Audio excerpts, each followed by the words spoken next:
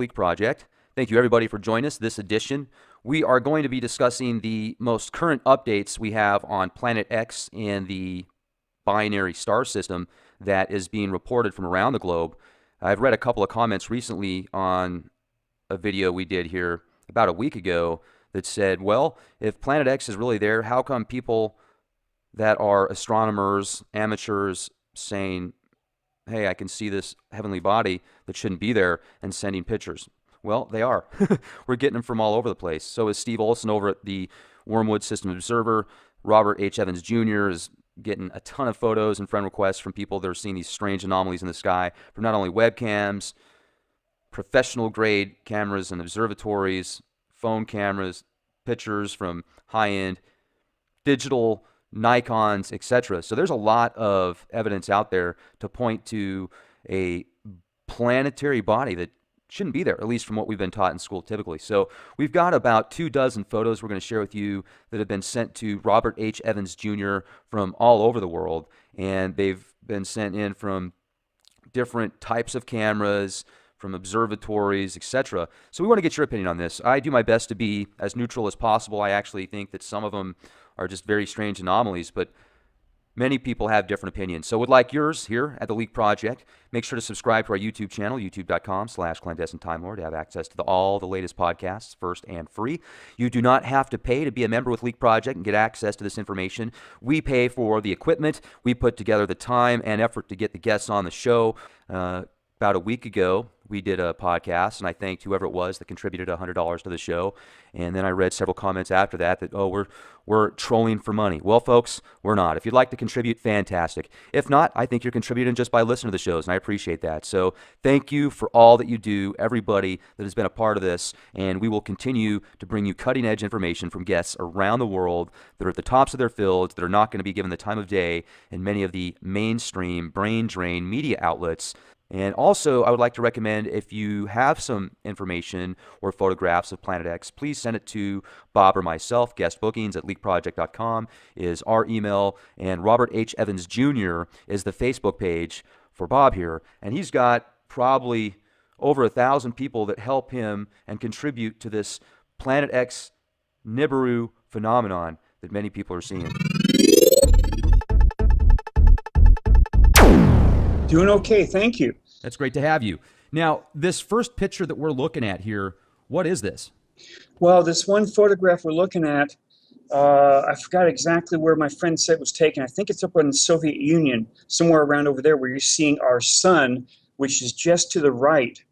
And then off to the left, you're seeing another one of those moons of Nibiru. Now, you can call these things planets, Planet 9, planets of Nibiru, or moon of Nibiru.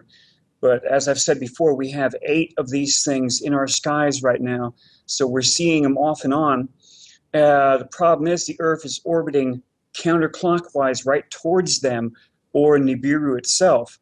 And these things are getting larger and larger and being seen clearer and clearer in our skies all around the planet. Yeah, I mean, that's a pretty interesting shot right there. Now, I'm going to go to the next one below it, and it looks like this was sent out by Papua, Australia. Yes, they're seeing it down there in their skies. Now, I couldn't get a larger enhancement of that, but that's, again, one of Nibiru's moons, planets. I mean, Nibiru is about the size of Jupiter, if not larger, so these things are about the size of our planet Earth. Now, a lot of my friends are saying, Bob, if these things are real, why aren't they affecting the Earth? Well, they are affecting the Earth. The volcanic activity has been going up through the roof. Earthquake activity has been on the rise. Our weather is really screwing up left and right, but no one's talking about this because it's in our skies. Everyone else is seeing it, but the news media will not talk about this stuff. So now you're seeing pictures from Australia, different people down under, down the lower part. This one here is from a newer friend. You can see the sun, and at the very top of the sun, Rex, with your arrow going down just to the top, you'll see a bump right there above our sun. That's what this person took this image, and it's very clear to a lot of people who are following this that our sun is one object, and here's this other object being seen right above it. Let's see. She's from Canada, Quebec. Anne Anne Marie. Marie. Thank you, Anne Yes, Marie. from Quebec, Bissonnette. Canada. I hope I pronounced your last name properly. Hope we'll see more from you. Thank you. Sure. The photographs are just coming in left and right. I'm getting them on my Facebook prime message, from emails. People are taking photographs of things in their skies using their iPhones or their iPads and sending them. And you can only ignore this for so long. Okay, a lot of people, they want to go home, they have dinner, they relax. Next morning they get the paper, they watch the morning news, they go back to work, and they don't want to have anything else delve into that cycle they're in.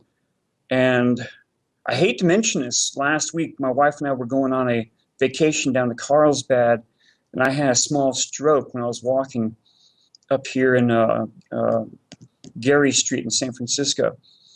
But if I'd gone into Kaiser to complain about the headache, then we wouldn't have had our trip down to Carlsbad. So I didn't say anything. I still have a bad headache from it. I'm sorry See, to a hear lot. that, Bob. Oh, yeah. A lot of people are paying attention to this because they want to know what they think is coming. These are not normally being seen in our skies for over 3,000 years. That's probably a smaller thing. There's a small one right there. And that large one is clearly something that's being hidden from our eyes, either by the ETs, which are intervening, or from our chemtrails. Numerous people have sent me photographs of a big round thing in the skies that they can't explain.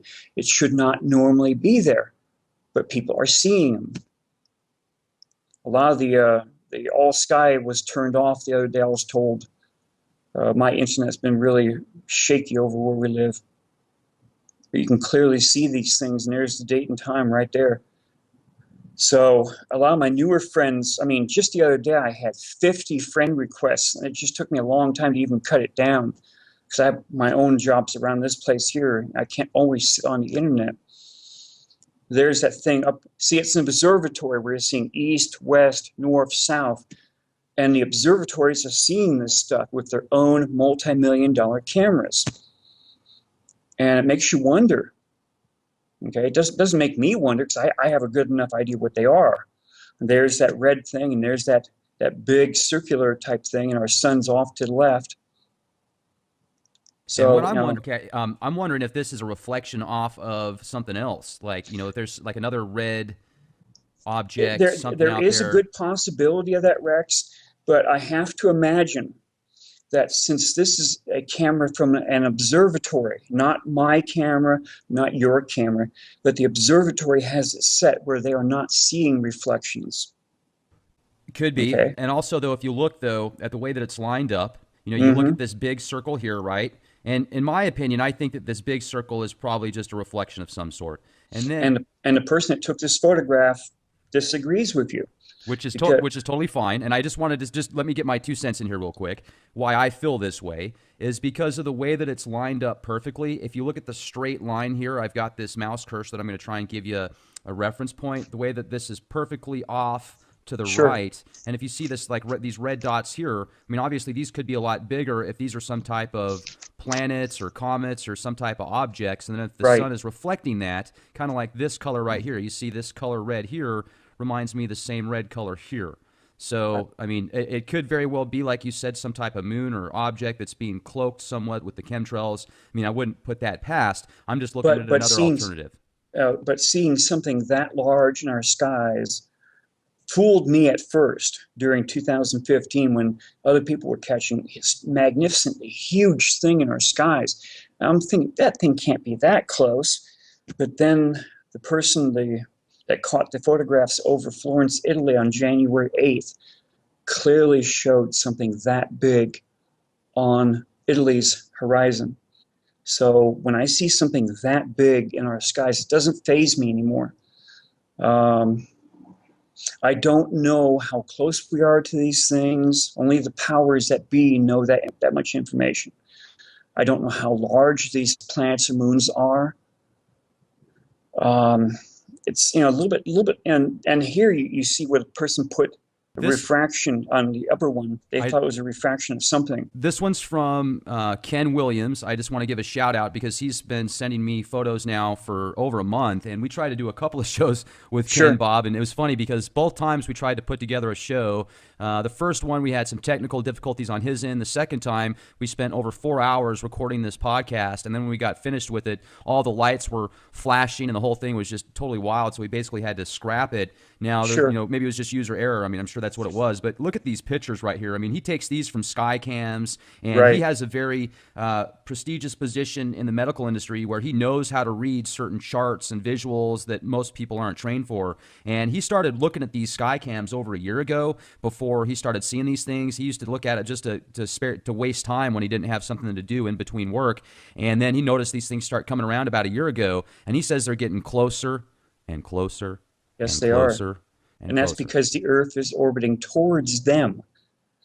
Nibiru and its moons or planets is on a clockwise orbit through our system and out. The Earth, all the way, all of our planets except for Pluto, the dwarf planet Pluto, orbit counterclockwise in our own system. So we're heading from the right to the left, right towards them. That's why they are growing larger and larger in our skies. The last person who knew about this was Ipuwer, an Egyptian scribe, back around 1613 BC. And he said that the destroyer was a reddish mass in their skies, and it took up basically almost 1/5 of the skies from the horizon on up into the upper atmosphere. So they saw these things really large in their skies then. And we're seeing a red mass in our skies now. The Holy Bible calls it wormwood. The Hopi people here in the United States call it the red kachina. So, there's that big red mass being seen in the skies. It's not our moon, because our moon is usually white with the black areas, asteroid type or meteor shower type areas. So, we haven't seen anything like this for 3,000 something years. And that's why everyone's getting confused. That's why some people are really just taking one photograph after the other, after fancy telescopes, using the astronomy type stuff, like this one picture from here, Savannah Skies, Australia, one of their observatories down there. You can clearly see it's an observatory when you see the print where it says north, south, east, and west. That's an observatory photograph. You can see all that red.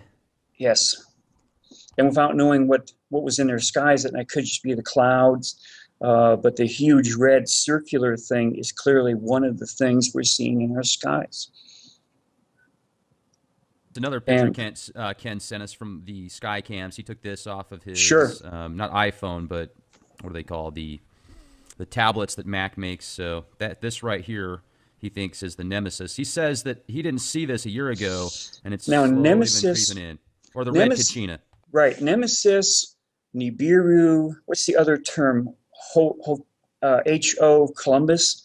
Never could pronounce that correct. We've been told. Hercubolus or something like that. There you go. We've been told over the years different names for this thing, and a lot of it's been misinformation. A lot of it's been, deliberately put out to, no, this is just this one thing. No, it's Planet 9. No, it's Nibiru. No, Nibiru doesn't exist. It's this, it's that, it's this, it's that. Back in What does 19... this look like to you, Bob? That looks almost looks like one of the camera images from the Soho, where you're pointing to that long arm that holds that big disc out in front of the camera. I honestly don't know what that is, because that wasn't one of my photographs. There's that big red thing in the sky down there. So we got the sun right down there and virtually in the center right there. And then we've got the big red thing up there. Some of these cameras, I'm quite sure they have an arm reaching out to hold this disc at a certain distance from the camera lens, and that disc hides all of the parts coming off our sun, so it's not being blinded by looking at the sun exactly itself.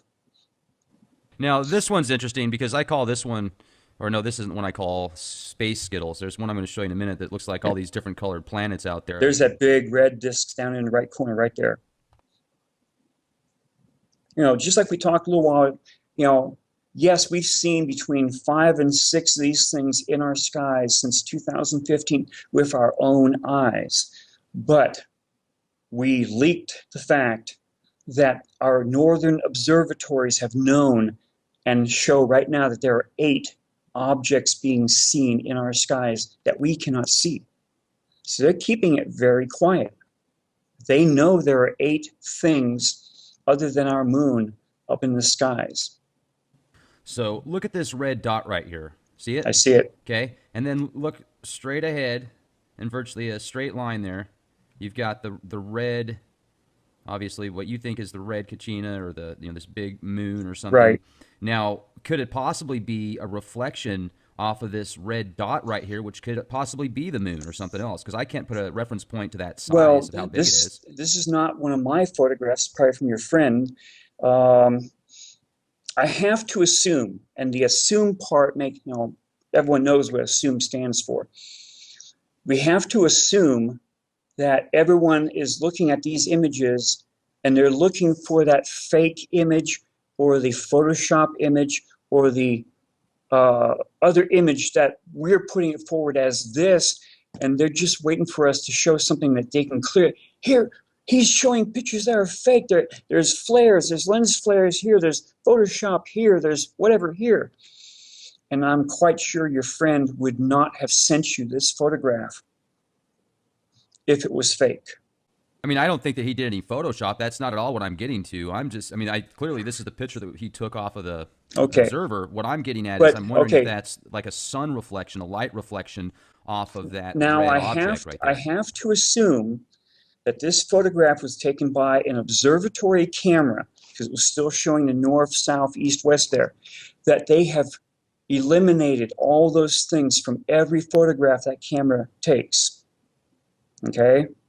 That they have looked at under times when it would have had a lens flare or this or that, because these cameras are in an observatory up on top, and they have to make sure these photographs are spec perfect. Otherwise, why have it there if it's going to be affected by this or that or this or this? And well, that's in this picture here, if you look at the sun and you look at all this stuff around it, you can tell a lot of this is lens flare, right? I am not a photographic expert, so I cannot tell you one way or the other. I would be lying. So, and then I'm looking at this red, you know, the red anomaly down here again, and I can see, if you look straight above it, there's this red mass again. Just right there. Yeah. Now, if you had the camera in your own hand, you could move it right or left, and you could see where possibly a lens flare was. This being a stationary camera underneath a dome in an observatory, I can't answer anything beyond that.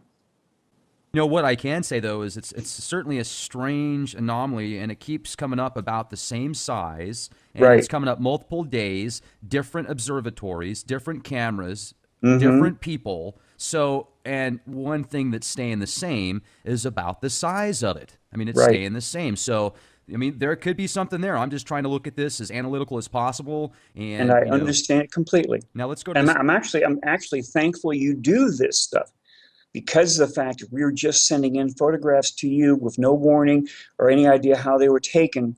Then it all comes back on top of you. So I'm glad you are. Is this real, Bob? Is it not real? Well, I mean, here's the thing: is we got to be, because there's been pictures that I've gotten before that I looked at first and I said, you know, that's pretty freaking cool. And then I've done some research into it, and there's been several pictures that I found, and I've been able to debunk them personally. Sure. So I think that's one thing that I might do here one of these days is do a show on all of those pictures that look so cool, but you can show, hey, no, it looks good, and people had the right intents. They weren't trying to put a veil over anybody, but what they didn't know is this is actually an anomaly that causes that to look like a planet. But here's a pretty cool picture too, Bob. Look at this one. Now, this one I'm a little bit leery of, because you have a Nibiru right there with an arrow. Nibiru orbits between Jupiter and Mars, and it's supposedly about the same size as Jupiter. Now, any of us looking up into the skies will see a little tiny dot showing Jupiter. Okay. Okay. Now, supposedly Nibiru has swung down through our system at about a 35 to 40 degree angle, has already gone around our sun, and is on its way out at this point in time. So pointing to whatever there, I honestly don't know if that's what we're seeing. I am not an expert on this. So when you show something that shows star patterns from whatever program, I know a lot of these programs were deliberately screwed up on back in 2007, 2008, where they actually had a part of the sky blanked out. Microsoft Worldwide Telescope was really bad for that. So was Google Earth Sky. And all the other programs had the same thing. So now they're showing where things should be. Now, okay, back in 1983, NASA's people said they saw something with the IRIS infrared satellite well beyond Pluto, and they said it was 4 to 8 times the size of our Earth. And NASA finally came, the scientists finally came in, and they said, no, these guys didn't know what they're doing. They shouldn't have caused a news conference for this. And they pulled all the stories. And now all of a sudden, within the last year, we've got, hey, here's Planet 9, it's real, it's coming in, but we won't see it for 10,000 years.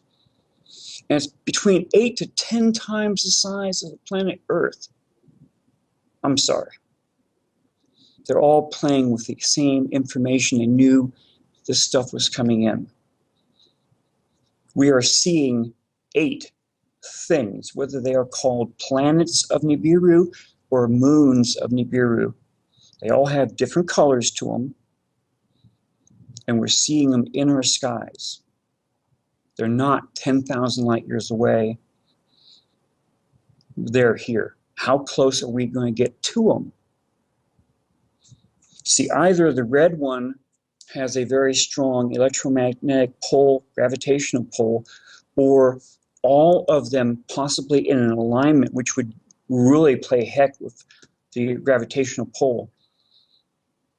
These things have caused at least 3 pole shifts, or the proper term is called Earth crustal displacement, where the Earth's crust shifts over the mantle. Okay, where the Earth's crust is a very thin crust compared to the rest of the planet Earth, and the mantle, and then the inner core is underneath, and they're liquid-like. So the hard crust can supposedly, in theory, shift over the mantle.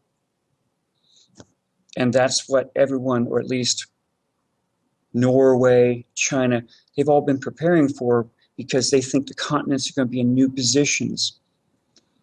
In the movie 2012, the new North Pole was up in Wisconsin, United States, but it also caused a magnetic pole reversal, which the scientists said, no, that's the South Pole now. And that's why the Chinese built all these huge cities, fully ready for everyone to go into, but they're being kept abandoned. Everyone's being forcibly kept out of them. That's why we had been putting M1 Abrams battle tanks up in caves up in Norway, and all the other equipment to back them up, because they know Norway will be on the other side of the Earth, will be nice and relatively warm instead of being frozen. That's why they built the emergency seed vaults where they did, because that also incurs a possible flood.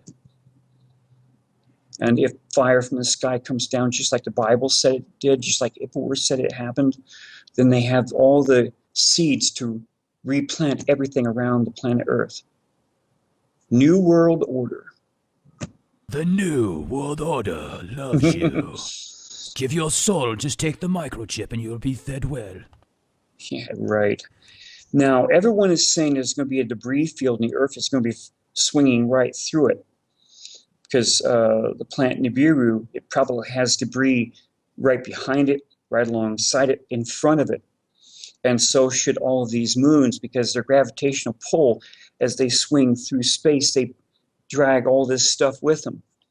Now, during the Exodus, which was 1613 BC, if it were just like the Holy Bible said, a huge amount of rocks were falling from the skies, and they were destroying almost everything they were hitting. Mosai of China said the same thing for the same amount of days, usually about 10 days, when all these rocks came down out of the skies. So yes, we will be going through the Earth will be going through their tail of debris. Now that one there, if you look very closely at it, you can almost see stripes on it. Now the stripes, the only one I've seen that has stripes is that one that was first seen over Antarctica. And then my friend Sharon, she caught it in her skies over Illinois. And very clear, it made it look very nice and blue in our skies with black stripes. None of the other ones of the 5 or 6 that I have photographs of have the same type of stripes as that first one which we've seen. So, and look how big it is in the skies right there.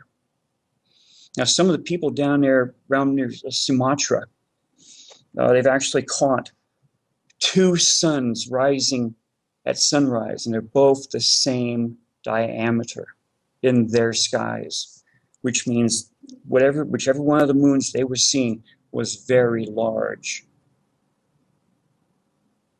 And a lot of the webcams, they've been turning them off. You can just see the dot next to our sun over there on that left side. You can see like a round dot right there. Shout out to Dill Martin. Thank you, Dill.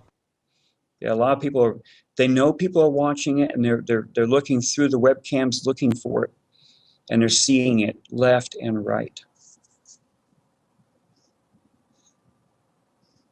That one's from Dawn Hall. She's up in Washington State, and she has a really fancy camera which can see into the infrared band.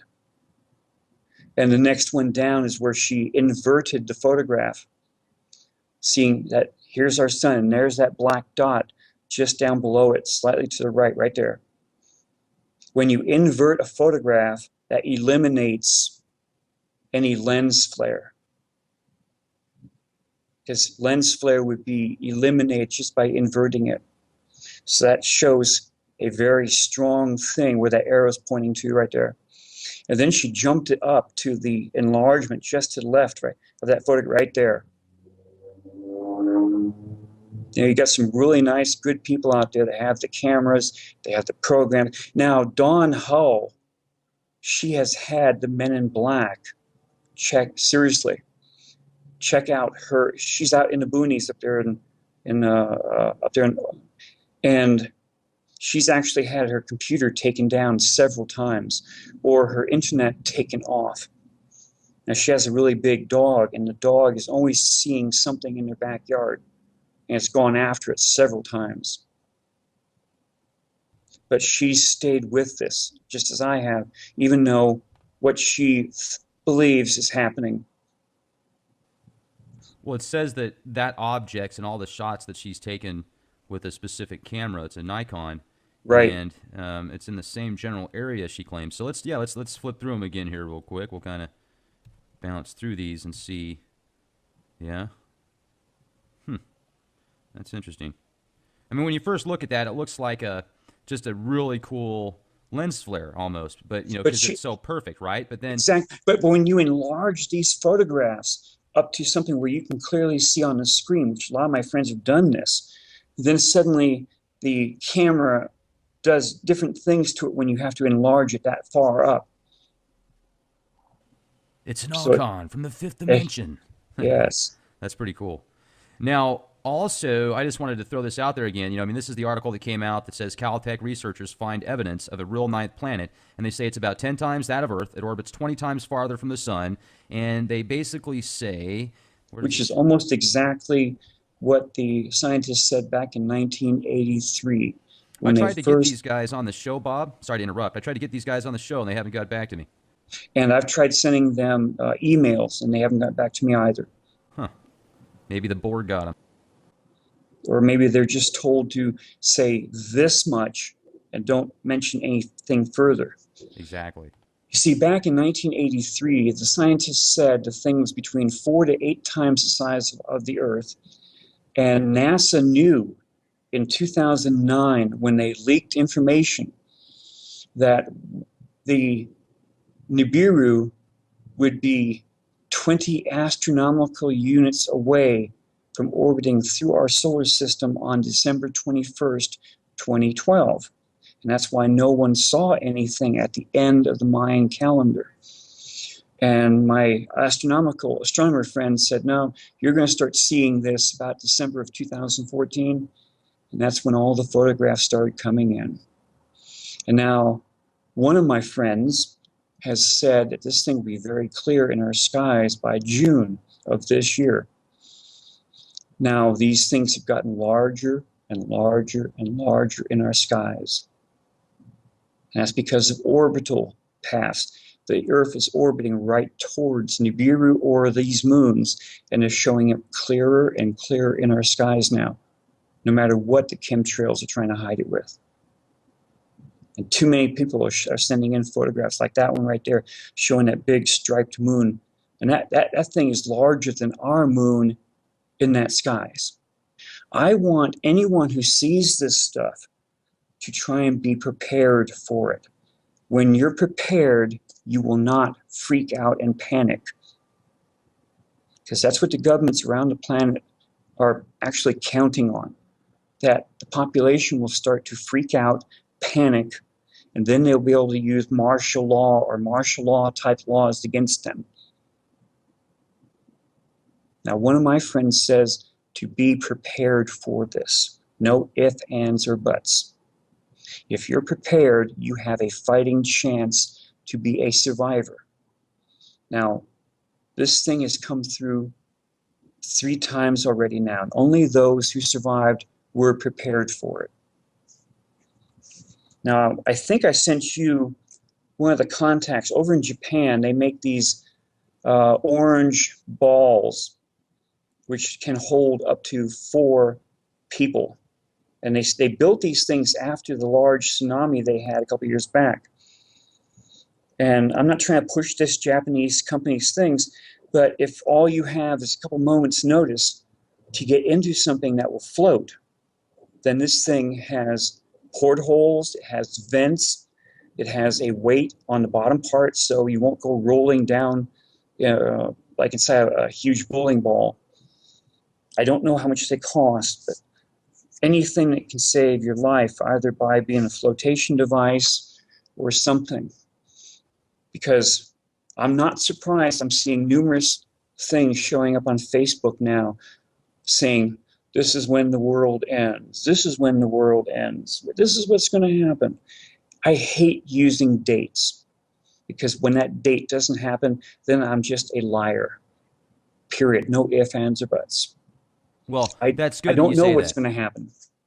Okay, I can only go by ancient tales of what happened the other times this thing came through. The Hopis said that the 3rd Hopi world ended by water. That was Noah's flood. Okay, and that happened about 12,900 something years ago. Okay, Sudra's flood, if you listen to a different type of person.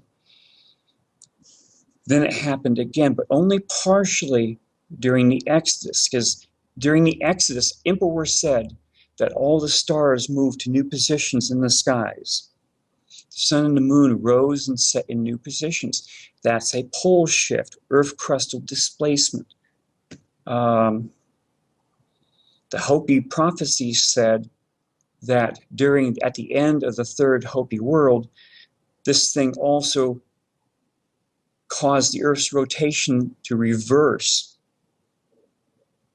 And they're hoping that now at the end of the 4th Hopi world, it will reverse where it was back to its normal rotation. I don't know what the other Native American tribes have to say. Very few have mentioned any of this. So all I can do is go by ancient tales from the Chinese to the Egyptians to say this is what happened during this last time. What have you heard from the Chinese? Mosai of China, in his book 5, said that for almost 10 days it rained rocks and sand from the skies. There was a time of intense heat. It caused many forest fires all over China. And then there was a time of intense cold, which they couldn't explain then. They said 3 gods came down and aligned themselves one warlord. And to punish the other warlords for not bowing down, this is what they supposedly brought down on everyone. That was from roughly 1600 BC. The ancient Greek island of Thera erupted and exploded right around 1613 BC. So that's a 13-year ballpark time to go from what Ipuwer set down to what Mosai of China set down. That's just too close, right in there. Ipuwer said volcanic ash was falling all over Egypt.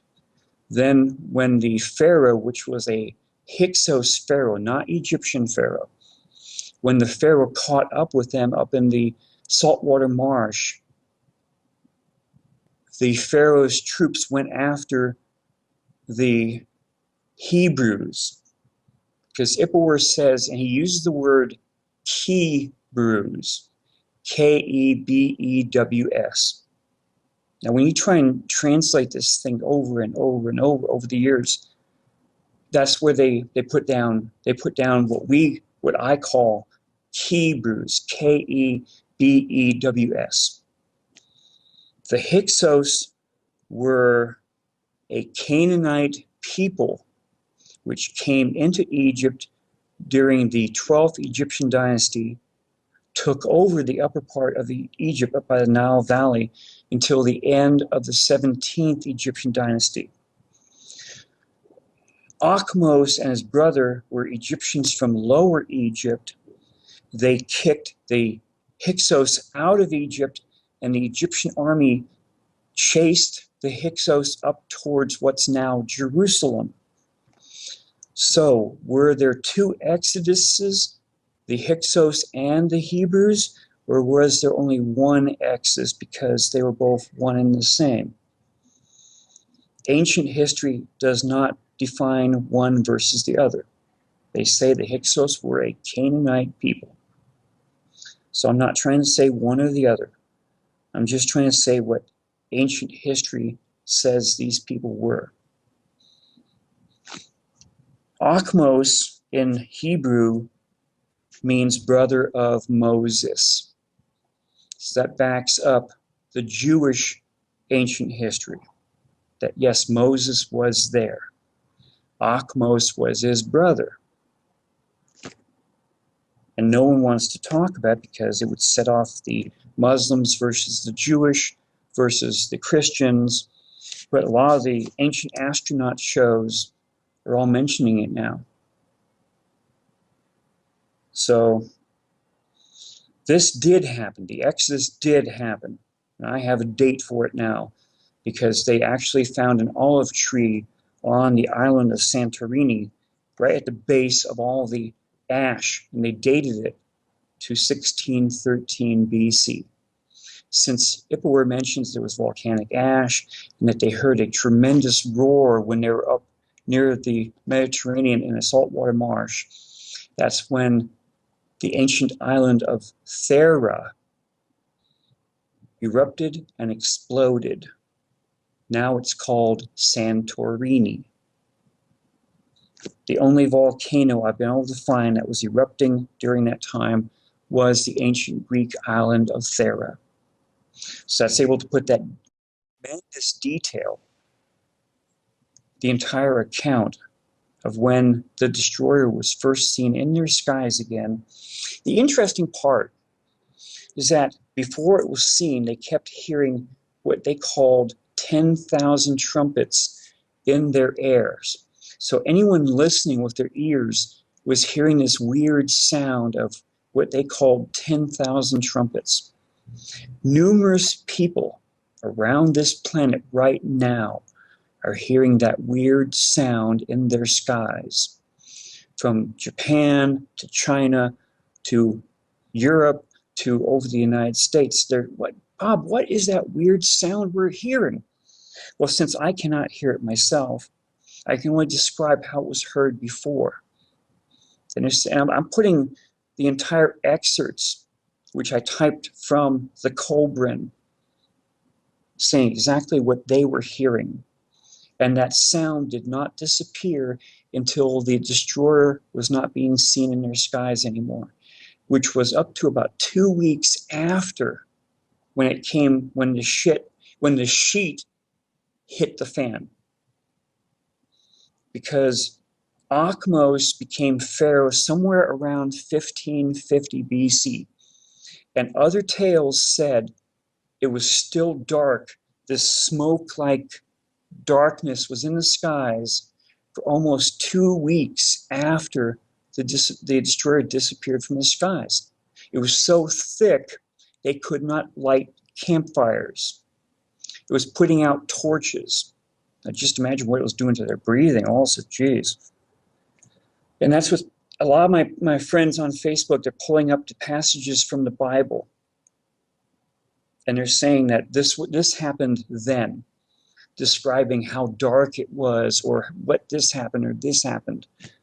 You actually have two accounts. One is an ancient Egyptian account. The other is from the Holy Bible. I'm not knocking one or the other. Being a researcher, I have to walk a very thin line on that sword. Here's the ancient account from the Egyptians, here's the Holy Bible, and they virtually match as a carbon copy of each other. Seems like there's a lot of parallels now with... There are too many parallels. Too many. If you're one of those people that likes to put a thumbtack up on a big cork board from each account, they point towards something coming up. What makes it worse is that's why the governments all around the planet built all these deep underground military bases. And these bases are about 2,000 feet underground. Georgia Guidestones said very clearly, never let the population go above 500 million again. That points to a 95% depopulation of the entire planet. I'm going to read off the Georgia Guidestones real quick because if Sure, you read through them, the first one is obviously the kicker. Maintain humanity under 500 million in perpetual balance with nature. I mean, it sounds good. It sounds like a good idea as far as the balance thing goes, but certainly with 7 billion people, what are you going to do with the other 6.5 billion? Is there a spaceship we can put them in and go travel the stars? Probably not. But here, let's go through the next one. Guide reproduction wisely, improving fitness and diversity. I mean, what's wrong with that? I think that's awesome. Unite humanity with a living new language. Now, that one I could look at as well. I could certainly see how people would want to be able to understand each other better from other parts of the world. Yet, does that mean that we all have to go to that specific language? I mean, could there be more detail on that? Let's go to number 4. Rule passion, faith, tradition, and all things with tempered reason. Certainly, that seems like a good idea to keep balance within your emotions as well. However, I could see the implications on both sides of that. Right. Let's go to number 5. Protect people and nations with fair laws and just courts. Well, certainly fair laws and just courts. That seems like a fantastic idea. But who decides what's fair and who comes up with what's just? And then number 6. Let all nations rule internally, resolving external disputes in a world court. Well, that sounds world like court. That sounds like a lot like the one world government right there. And there will be one. Well, you know what? I think there already is. I mean, certainly you've got multiple governments, yet at the very top levels, even when you talk to people that are very high up in politics and in corporations, and you ask them, hey, do you really think that there's a possibility that we're going to go to war with China or they're a threat? No, absolutely not, because they want to play ball just like we do, because we're all a part of this worldwide web game, this worldwide economy. And what they're more worried about are people that are going to go off rogue and do things independently. People that actually have the skills, like retired veterans and such, that didn't like to be used as guinea pigs in wars and lied to and injected with experimental vaccines that had horrible poisons in them, and they're pretty upset about it. Those are the people I think that the super elitists that are running things are worried about most, because they've actually been trained to do things. Now, let's go to number 7. Avoid petty laws and useless officials. Well, hey, let's make that number 1, guys. Let's do that as the number 1 agenda. Avoid petty laws and useless officials. That would take away about 99% of the rules and regulations out there right now, in my opinion. Sure. Balance personal rights with social duties. Well, what do you mean by balance personal rights, and what are your social duties? I'm not sure about that. Prize truth. This is number 9. Prize truth, beauty, love, seeking harmony with the infinite. Well, I mean, gee, that sounds like the key to the kingdom right there. If truth is genuine, if beauty, love, and the harmony with the infinite, divine providence, I mean, that sounds fantastic. Yet, who is their infinite? Who is their harmony that they want to have with? And then number 10, be not a cancer of the earth. Leave room for nature. Leave room for nature.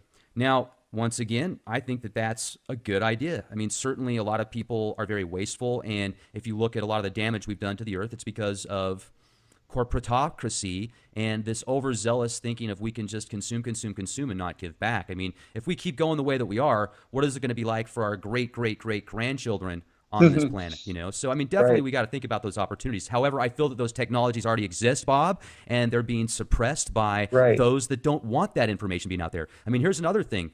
Ladies and gentlemen, think about this. If you had free energy, how much more control would that give you? If you didn't have to rely on utility companies to provide power for your appliances, your heat, and everything else that you do that needs power, it would certainly give you a lot more freedoms. I mean, think about the ways you could drive and get from point A to point B. Let's look at the military applications. If there's free energy, just think of what certain tanks and other weapons or automobiles or airplanes or jets could be doing without having to refuel every certain amount of miles. I mean, it could just change the entire globe. So all these things sound great. It just seems, except for the first one, obviously, and there's some ones in there that make you go, but what we need to do is just be aware of what's going on. And that's why it's great that, Bob, you've got such an awesome network on your Facebook page, Robert H. Evans Jr. If you guys have information about Planet X or this binary star system, please send it in to Bob, because he will make sure to get back to you. And he's just got an entire network now, an armada of people that are working together trying to expose this information. So I appreciate everybody joining us tonight here at the Leak Project. It's been great having you all here with us. Make sure to subscribe to our YouTube channel, youtube.com/clandestine time lord. We do these shows for free. We don't charge for memberships, and appreciate everything you do, folks. Make sure to stay safe, be the change that you want to see. This is Rex. Hey, folks. Rex Bear here with Leak Project. Thank you, everybody, for joining us this edition.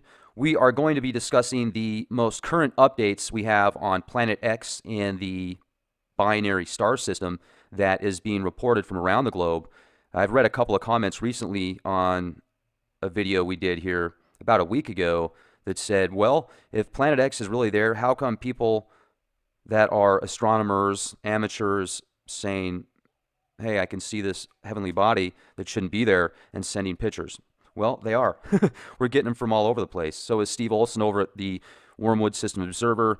Robert H. Evans Jr. is getting a ton of photos and friend requests from people that are seeing these strange anomalies in the sky from not only webcams, professional grade cameras and observatories, phone cameras, pictures from high-end digital Nikons, etc. So there's a lot of evidence out there to point to a planetary body that shouldn't be there, at least from what we've been taught in school typically. So we've got about 24 photos we're going to share with you that have been sent to Robert H. Evans Jr. from all over the world, and they've been sent in from different types of cameras, from observatories, etc. So we want to get your opinion on this. I do my best to be as neutral as possible. I actually think that some of them are just very strange anomalies, but many people have different opinions. So would like yours here at the Leak Project. Make sure to subscribe to our YouTube channel, youtube.com/clandestine time lord, to have access to all the latest podcasts first and free. You do not have to pay to be a member with Leak Project and get access to this information. We pay for the equipment. We put together the time and effort to get the guests on the show. about a week ago, we did a podcast, and I thanked whoever it was that contributed $100 to the show. And then I read several comments after that oh, we're trolling for money. Well, folks, we're not. If you'd like to contribute, fantastic. If not, I think you're contributing just by listening to the shows, and I appreciate that. So thank you for all that you do, everybody that has been a part of this, and we will continue to bring you cutting-edge information from guests around the world that are at the tops of their fields, that are not going to be given the time of day in many of the mainstream, brain-drain media outlets. And also, I would like to recommend, if you have some information or photographs of Planet X, please send it to Bob or myself. Guestbookings@leakproject.com is our email, and Robert H. Evans Jr. is the Facebook page for Bob here. And he's got probably over 1,000 people that help him and contribute to this Planet X Nibiru phenomenon that many people are seeing. Doing okay, thank you. That's great to have you. Now, this first picture that we're looking at here, what is this? Well, this one photograph we're looking at, I forgot exactly where my friend said it was taken. I think it's up in the Soviet Union, somewhere around over there, where you're seeing our sun, which is just to the right. And then off to the left, you're seeing another one of those moons of Nibiru. Now, you can call these things planets, Planet 9, planets of Nibiru, or moon of Nibiru. But as I've said before, we have 8 of these things in our skies right now. So we're seeing them off and on. The problem is the Earth is orbiting counterclockwise right towards them, or Nibiru itself. And these things are getting larger and larger and being seen clearer and clearer in our skies all around the planet. Yeah, I mean, that's a pretty interesting shot right there. Now, I'm going to go to the next one below it, and it looks like this was sent out by Melia, Australia. Yes, they're seeing it down there in their skies. Now, I couldn't get a larger enhancement of that, but that's, again, one of Nibiru's moons, planets. I mean, Nibiru is about the size of Jupiter, if not larger, so these things are about the size of our planet Earth. Now, a lot of my friends are saying, Bob, if these things are real, why aren't they affecting the Earth? Well, they are affecting the Earth. The volcanic activity has been going up through the roof. Earthquake activity has been on the rise. Our weather is really screwing up left and right, but no one's talking about this because it's in our skies. Everyone else is seeing it, but the news media will not talk about this stuff. So now you're seeing pictures from Australia, different people, down under, down the lower part. This one here is from a newer friend. You can see the sun, and at the very top of the sun, Rex, with your arrow going down just to the top, you'll see a bump right there above our sun. That's what this person took this image, and it's very clear to a lot of people who are following this that our sun is one object, and here's this other object being seen right above it. Let's see, she's from Canada, Quebec, Anne-Marie. Thank you, yes. Anne-Marie. From Quebec, Canada. I hope I pronounced your last name properly. Hope we'll see more from you. Thank you. Sure. The photographs are just coming in left and right. I'm getting them on my Facebook prime message, from emails. People are taking photographs of things in their skies using their iPhones or their iPads and sending them. And you can only ignore this for so long, okay?